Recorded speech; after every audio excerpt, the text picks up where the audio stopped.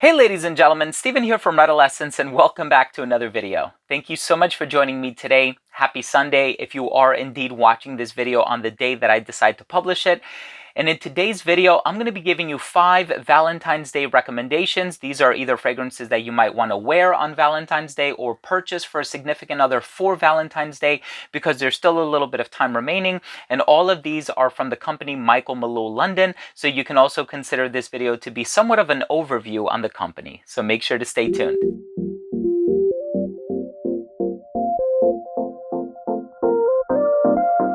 Now, before I start with my top 5 favorite Valentine's Day / romantic fragrance recommendations from the brand Malul London, and of course we have some fragrances from the Signature collection and from the Couture collection, I do want to mention that if you are a fan of fragrance related content, if you like top lists or fragrance reviews here on YouTube, but also giveaways, unboxings, special guests, interviews, and more, please do consider supporting this channel by subscribing to it. All you have to do is click on that red button in the corner, and of course while you're at it, please be sure to enable notifications by clicking on the bell icon. This way, whenever I do put out these videos, they will get delivered straight to your feed. You never need to worry about missing any of my future uploads.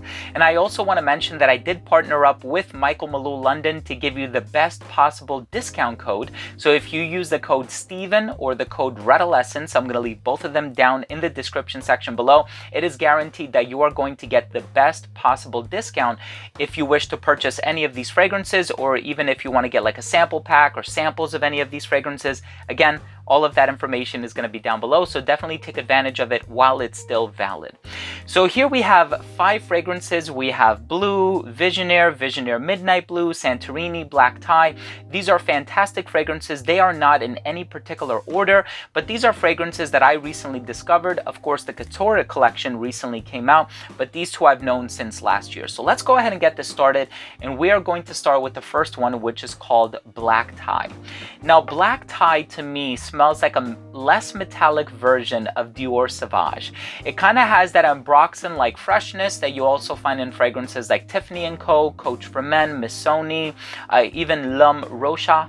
But this one is less metallic. It has that fruity appeal in the opening, a lot of citrus in there, and as the name implies, black tie. So let's say this Valentine's Day, or for any romantic occasion for that matter, you decide to go out to a nice restaurant, you want to smell very well groomed, very polished, very well put together. Black tie, in my opinion, is a no-brainer. It just conveys that feeling of smelling clean and well groomed and professional, very well put together. So I personally really enjoy black tie, and yes, you can wear it with a black tie if you are in a suit and tie, if you're dressed in a formal manner.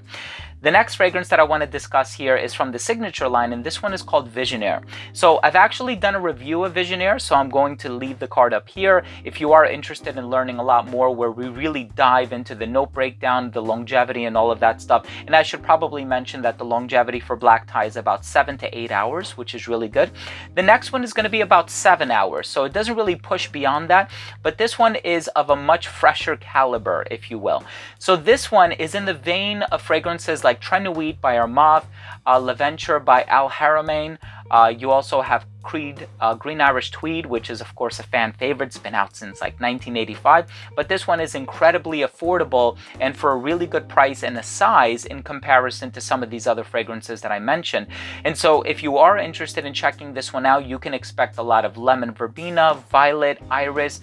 It kind of has like that bright, fresh, and professional quality of Green Irish Tweed. But of course, if you are interested in picking this one up and you're thinking what are going to be the most significant differences in comparison to black tie, I would say this one is a little bit more on the floral side because of the violet and the iris and these other notes, which might not be mentioned in the note breakdown, but my nose is personally picking up on them.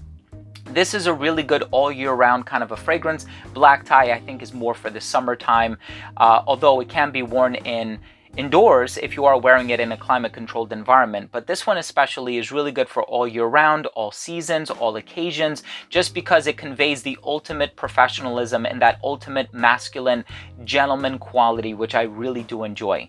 Now, in contrast to that, we actually have Visionaire Midnight Blue, which is marketed as a flanker to Visionaire, but in my personal opinion, it could have been a standalone release just because of the fact that this one is much brighter, much fresher, much more of an emphasis on the citrus. So if you want something that leans more in the direction of ambroxan, I would recommend checking out Black Tie. If you want something that leans a little bit more in the direction of citrus, I would recommend this one. Now, I recommend these fragrances because they're very safe fragrances. They don't push any boundaries. They're not overly experimental. You're not going to take a risk when purchasing these fragrances, either for yourself or for your significant other. I have videos for that too. I have videos on some really dark and daring and brooding and experimental fragrances. These fragrances are not it, right? You can guarantee that they have the complement factor, they have that mass appeal to them. So if you do end up purchasing these for yourself or a significant other, or even sampling them initially, you can guarantee that it's going to be a very pleasant formula, something that is very agreeable, and something that's going to cater to the likes and sentiments of a lot of people. But yeah, this one has the citrus that has like this ginger-like quality in the opening as well. So this one is very bright and refreshing, and probably the brightest one of them all. Now, the next one that I want to talk about is Santorini. I am of Greek descent. I've never actually been to Santorini. At least I don't think I've been to Santorini. If I have, it was probably when I was like much older, because I used to live in Greece for a few years. And this one is this beautiful combination of citrus, lavender, and sandalwood. And I get a lot of that lavender in here, but this one, because of the creaminess of the sandalwood and that vanilla that's found in the base, I can also see this one being unisex as well. So my recommendation to you is, if you're looking to purchase a fragrance for a lady, I would recommend Santorini or Blue. The other three have a quality about them that does lean masculine. So just keep that in mind. I wanted to diversify the list a little bit, so it's not all for men or all for women. Just keep in mind these two would be really good for a lady. So Santorini has a lot of that clean, musky sort of a lavender, but that clean musk, you know, not something that smells raunchy or barnyardy or anything like that. Very easy to pull off, very nicely worn.